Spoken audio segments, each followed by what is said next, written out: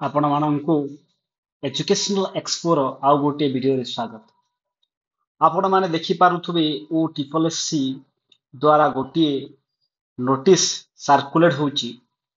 जो नोटिस रे यह मेंशन अछि कि जो सेवक सेविका एग्जाम हेबार थिला एसएसटी डिपार्टमेंट रो ताहा कोनोसी अनएवॉइडेबल सर्कमस्टेंसेस पाई वर्तमान स्थगित रखाଯାଇଛି। वर्तमान ताहा पोस्टपोन कराଯାଇଛି।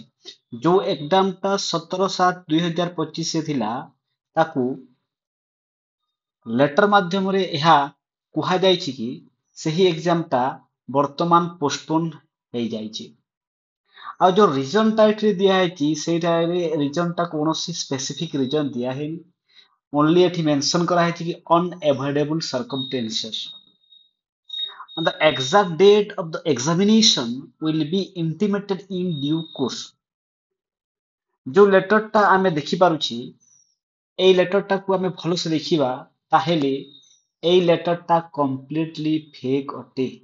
कंप्लीटली फेक अटे। एमिति कोनोसी भी लेटर ओ ट्रिपल एससी द्वारा सर्कुलेट हेइनी। एबे जो ओडिसा रे जो सिचुएशन चलीछि जो बालेश्वर एफएम कॉलेज रो जो इंसिडेंट टा हेइछि ताकू नेई जो ए लेटर टा जो सर्कुलेट होउछि बोध हुए स्टूडेंट गुड़ा को भावुछंती कि सेठी पई ए लेटर टा ओ ट्रिपल एससी सर्कुलेट करिछि किंतु एही लेटर रो कोनोसी सत्यता नाही। ए पर्यंत ओ ट्रिपल एससी एमिति कोनोसी लेटर निज साइड रे अपलोड करी नाही।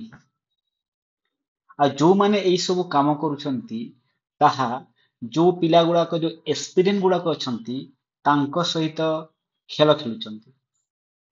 तो मु आशा करे जो माने एमिति फेक लेटर टा सर्कुलेट करूछंती तैयारी करूछंती से माने पिला मानकर आवेग को बुझिबे और एमिति किछि खराब काम करिवे नै। आपण माने एही वीडियो देखिथिबार आपण माननकु धन्यवाद।